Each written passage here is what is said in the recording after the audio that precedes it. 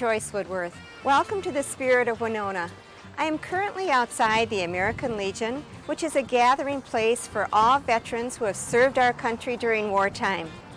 This particular post of the American Legion is named after Leon Wetzel from Winona, who served in World War I. The building originally had 3 stories and was built in 1912 as the Kohler Hotel. In the 30s, it became the Lincoln Hotel and advertised steam heat and a dining room. In the 40s, it became the American Legion. In 1984, it lost its top 2 stories because of water damage. Not only is the building a gathering place, but it is also a strong support organization for the veterans of Winona and a very strong contributor to our community as well. One of its events being a pheasant feed, which we are about to take part in. Ed Kohner, our former fire chief, is presently downstairs preparing a pheasant feed for disabled veterans. Ed Kohner, who himself is a Korean War veteran, happens also to be a fabulous cook. And he's invited us downstairs to watch him prepare the food for the pheasant feed and also to share some of his delicious Thanksgiving recipes with us. We're standing in the kitchen of the American Legion, and I'd like to introduce Ed Kohner, the former fire chief in Winona. Welcome to the Spirit of Winona, Ed. Thank you. It's a pleasure. It's a pleasure. And I understand today you are preparing a feast for the disabled veterans around this area. Right. And some of these things will be some Thanksgiving recipes that we'll be able to use in our home for Thanksgiving. Yeah, as recipes go, you know, I'm kind of vague with that, but I'm close enough, I think, where everybody will catch on as to how it should be done. But this is a pheasant dinner. It's a special dinner that we do annually, and I've done it for about 8 years now.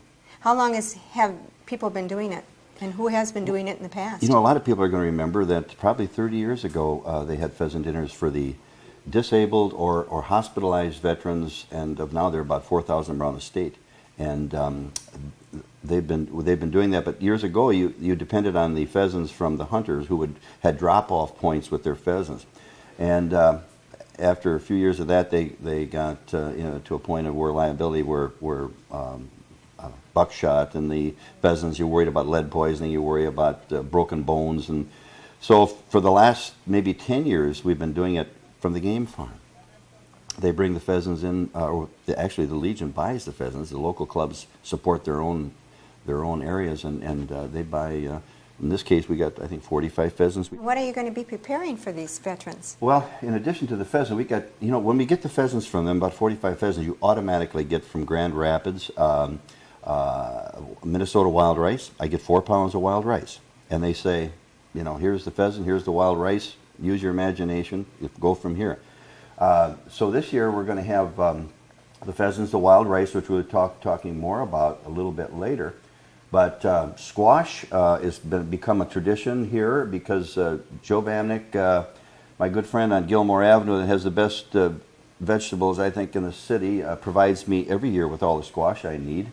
So we'll be having a squash dinner. We'll be having creamy cucumbers this time of the year. That goes good. We'll be having our wild rice, and we'll be having some sauerkraut. Some German sweet sour sauerkraut. Looks like you've been busy preparing something right here. Yeah, and as you came down, you could probably pick up the odor here. I sure did. It smells delicious. Yeah, I got some kraut on. I like, you know, kraut out of the can. I mean, who likes kraut out of the can? Maybe a person or two, but generally, you get that out of the can. You kind of drain it off. I put it in water, in a certain amount of water, just so it's covered, and then boil it off good, tenderize it, and then get rid of the water. And now bring your flavors into the kraut, and I don't care what that is. Generally, it's pork, but in this case, the sweet sour will be. I got bacon. I like to run. I like to run the home cured bacons, like from Laderburg's got the heavy slab home cured bacon. You brown that off, and I've got it started over here. You just chop up your bacon in you know, medium-sized pieces. Onions, onions and kraut is the best thing in the world. You don't ever know that they're there, and you don't have to be fussy about chopping them real fine. They all cook up and everything. So anyway, what I was going to do is just get this into this here, get this into the stuff that's already cooking, and so we'll finish that. Smells delicious. Yeah, it does. It does. That looks Bacon, beautiful, bacon too. and onions. bacon and onions, you can, I don't care what you're cooking, it's going to smell good. Anyway, but you see it's kind of greasy. It's important to get the grease off from there. As you're looking now, there's a little moisture, but it's water.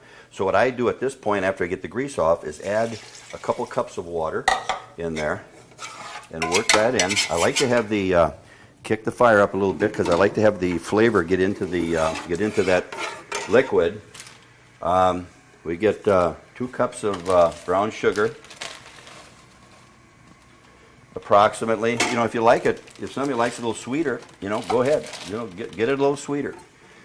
Brown sugar, I like about a tablespoon of salt in there, a couple of shakes of pepper in there, and kind of work that in so the flavor, I mean, right now that sauce is, you know, bacon driven. It is strong. It don't have to cook for a long time.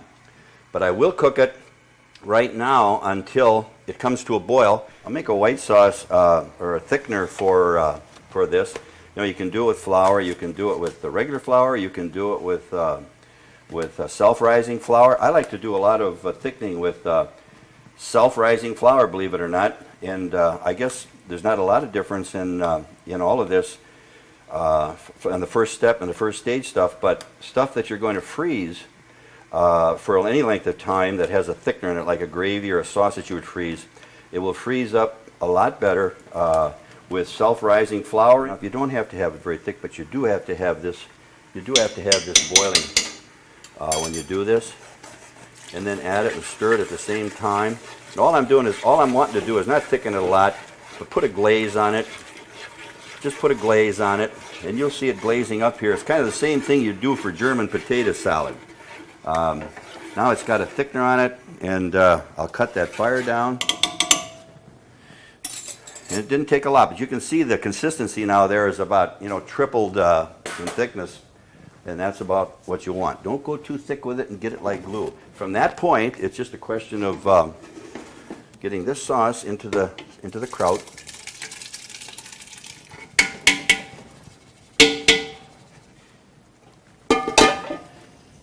Bacon and onions flavored in anything would make it good, I think. But I think it does a special job on sauerkraut. And I like to do this. I like to do a sauerkraut and this bacon and sauerkraut dish. I like to do it at least a day ahead. I would have no problem doing it 2 days ahead, sealing it up good, but then it has to be refrigerated, and sealing it up good, and it just drives the flavor of the bacon more thoroughly through the kraut. And this sauerkraut smells delicious. Tell me again the ingredients that go in the sauerkraut dish. In this particular dish, the sweet sour German kraut, I call it, we've got bacon, which you can smell pretty strongly. Bacon and onions, bacon browned off first, then some onions incorporated, and none of that should be done too well done. Cook that together, drain off the grease, add some water, maybe a couple cups of water, and maybe a cup or two of brown sugar, depending how sweet you like it. And you mix that all together really good, put it in your kraut, and then I cook that. I like to cook that together before it really permeates that kraut. You know, it takes probably a couple hours, so I get it on low and let it cook maybe a couple hours. Would you like to help me, Joyce? Sure. Okay. Good. You have an apron for me? Oh, sure have. What would you like me to do? Yeah, okay. What I'm going to do now is start preparing. You know, like some of this stuff you can do ahead of time. There's some things, you know, you fry a steak, you don't fry it on Monday and eat it on Wednesday. But there are a lot of things that you cook that you want to have permeated. One is kraut. The other thing is the wild rice. I like to cook the wild rice ahead, a day, 2 days ahead, and refrigerate it, and then bring it all back on that day. And that takes on the stuff, the ingredients in the wild rice. And in the wild rice, for my purposes, and traditionally there's, again, any number of ways you can do this, but I love to chop up some celery, probably in 4 pounds of wild rice, which is really, when we finish, is really a nice kettle of wild rice. I'll probably do almost a whole stalk of celery in that 4 pounds. Cut up fairly small in this case, so that along with onions again, I'll have probably 2 cups, 3 cups of onions, maybe 3 cups of onions, chopped up fine. If you want to help me, I'll start Sure. chopping over here. You can start chopping over there and go to it. I like to what I do is make a slit, you know, so they're not too big. How do you do that so fast, Ed? Well, I kind of use my knuckle as a guide, and if I lose that knuckle, I'm going to be in trouble. The mushrooms is cut those up, and what I try to do there too is just try it thin like that so that they fry up good. I can tell you a trick about these mushrooms. Can you? If you just have a paper towel, you just wipe it off. You don't have to put it under the water. With the way you're going there now, I can clean 4 boxes in 2 minutes underwater while you're mucking around cleaning one. So is there a way of cutting the onions that you can cut it without tearing up? Is there? Is there? You know, underwater, yeah, and they had some other things about putting something in your mouth, but you know what I find is I kind of blow like that. Oh, you keep puffing? Because it's actually it's the stuff, you can't see it, but it's coming back up here in the form of juice, you know. So I just kind of like that. And as far as I'm not cutting the onion, I don't have to do it. I'm not going to do all all the onion stuff, and I gave you the dull knife again. But I noticed that. I know. So you have the butter melting? I got the butter. Yeah, it should be melted in the oil. And I like to use a corn oil or a canola oil or something, rather than just a plain old vegetable oil, which is better for you all the way around. So we put that in and stir that, and I usually keep it on a lower fire. I don't want it to burn. So you just saute it for how long? Then I saute until it's done. You know, I do it until the celery, and usually that's the one that will take the longest. Until the celery is done, I let it go, nice and slow. 3 cups of chicken broth to 1 cup of wild rice. Usually, it comes out in the consistency that it should be at. I mean, it really comes out perfect. Cooking wild rice, once you bring it to a boil, and don't be in a big hurry about it, but once you bring it to a boil, you can just about look at your watch and say 45 minutes, it's going to be ready to eat. So then you get a lot of sauce, you get a lot of juice right off from the celery and the onions and so on. And then to season, I think that for the most part that hasn't got it, and that we should probably do about 2 tablespoons of flour again, or salt rather, add a little pepper, and that should get it about where it should be. This is bland, and you need something to kick it up a little bit, and so we'll see if it's kicked up. It's pretty good, maybe just a little bit more, and that'll be good. And then, like this has been cooking now, and of course, you got to get the celery tender, the onions tender. It cooked to a point where everything has gotten tender, and then we get ready and shift it into the kettle, into the other kettle with the wild rice. Mix it in good, because it's wanting to take on the flavor of the mushroom and celery and onions, and so you get it mixed in really good.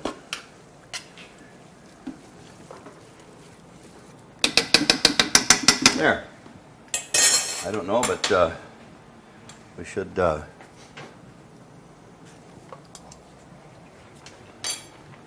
very good. Very, very good.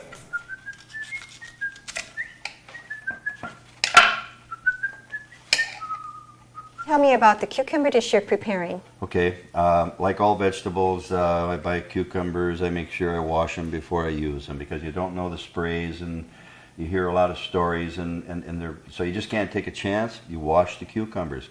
And of course, you don't have to be quite as careful, because you're going to eventually take the skin off from it, and that's good. But I still, when I'm doing a cucumber, after I wash it and then you peel it like a potato, I like to leave this little green stripping on here, and it doesn't make it tough or anything. It adds some color. I keep it like about 3/16. So what is how you measure, but. So when I kind of go like that, and if some of them come up a little thicker than others, they do, but so you can do that. Don't cut yourself. I think I need a tape measure. I'll peel, no you don't. No, that'd be all right. I'll peel this one. He makes it look so easy, but I'll tell you, with these knives, it's not very easy. Yeah, so I like, with 4 cucumbers, like even 2 or 3 onions, medium-sized onions, cut thin, and put, with the cucumbers, 2 nice tablespoons of salt, and put them away overnight. So you soak these in water now after you prepare them? With salt water. And then salt water. that sweetens them up a little bit, and then tomorrow we drain that, get all the water out of there, and then use our sauce here tomorrow, which we'll do for 3-4 hours, something like that. It has to sit. Sweetens the cucumbers. Then you've got to drain it off, good in a colander.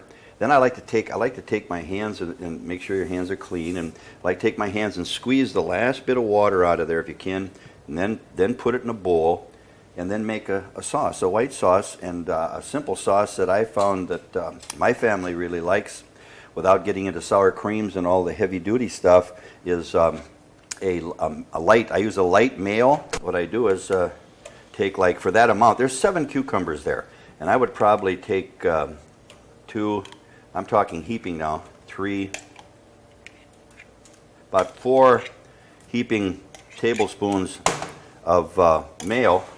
And then I like to get some, this is kind of a thing you play with, and you taste.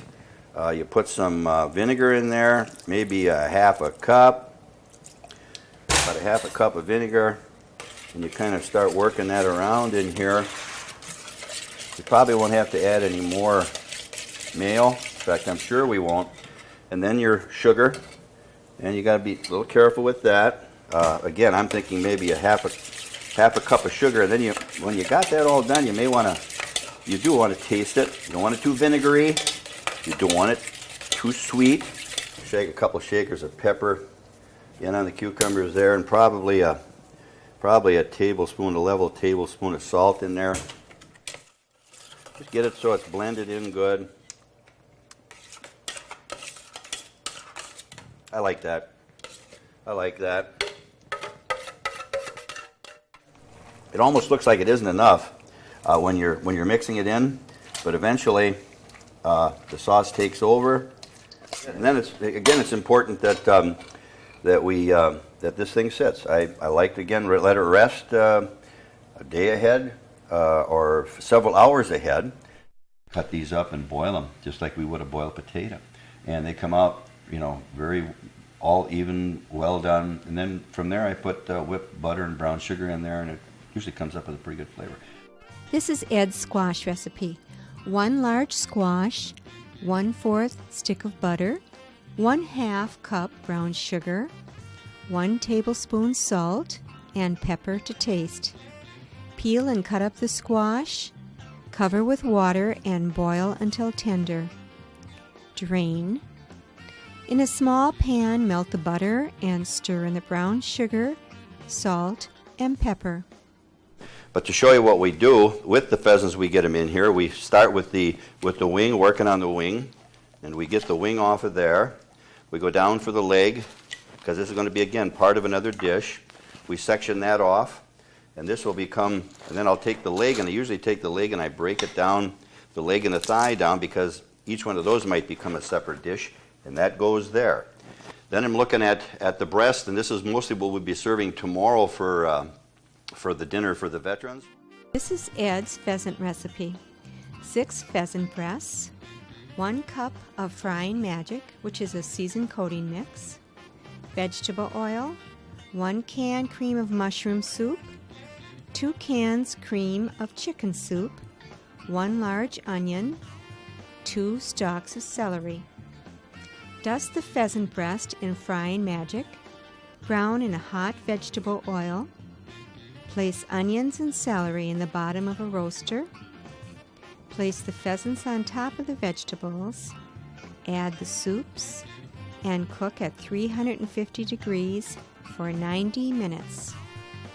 Just get ready here, so we'll start out. This is usually start out with all our feeds. We start off with the meat entree, and we'll move to the wild rice. Okay. Wild rice was delicious, and I helped prepare that, didn't I? You did. You cut some celery up with a dull knife, and I was really impressed.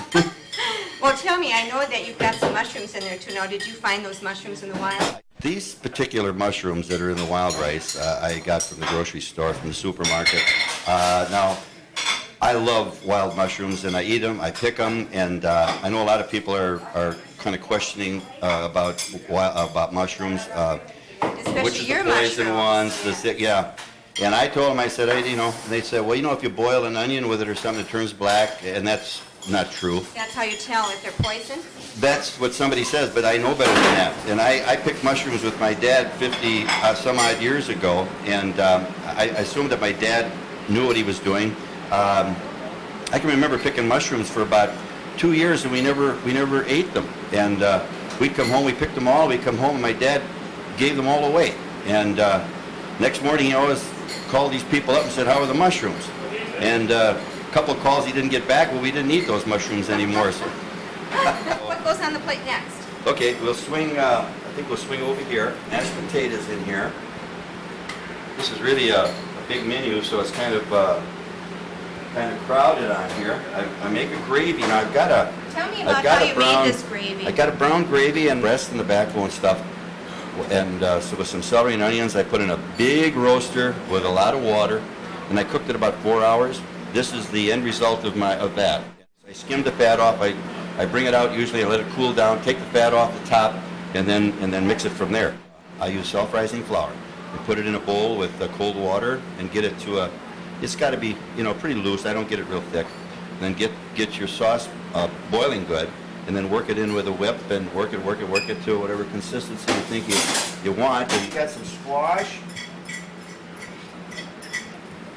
for color, but it's good. The kraut, I told you, the German kraut, sweet sour German kraut would be on the plate here.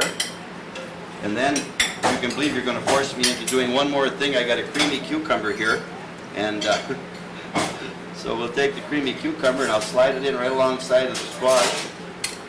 And that is what they're eating out there. That's basically what they're eating out there tonight. Hey, this is about the best meal I've ever had here.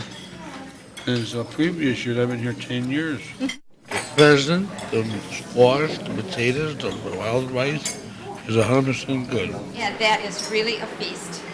Yeah, for $12.95 you can't beat it. And that's not true. Please don't think I'm charging $12.95. This is all the benefit of the Legion Club, and they supply the resources, and all we do is cook it up. And tell me, what has it been like cooking it and preparing it all these years? Have you enjoyed it? Yeah, I've really enjoyed it up until this year when you came and then put the pressure on me. I know that's not true because we had fun. Yeah, we had fun, and I do enjoy it. I wouldn't probably be doing it if I didn't enjoy doing it. And I do this and I do some other things for the Legion, cooking wise, and so I enjoy it. Great, and Ed, you are a fabulous cook, and I want to thank you for sharing your story with us and sharing all these great recipes that we can use on Thanksgiving Day. Anytime I can tell my stories, I figure that's a good thing going. So. Okay. Thank you for coming in too. By the way, Joyce, the Legion is, I know, happy to get this exposure. They work hard at doing what they do, and you found out some of that, and so it's a pleasure having you here. Thank you so much, Ed. Thank you. This has been Joyce Woodworth on the Spirit of Winona. Please join us again on the next show on the Spirit of Winona. This is your plate, by the way, Joyce. Is it? Wow.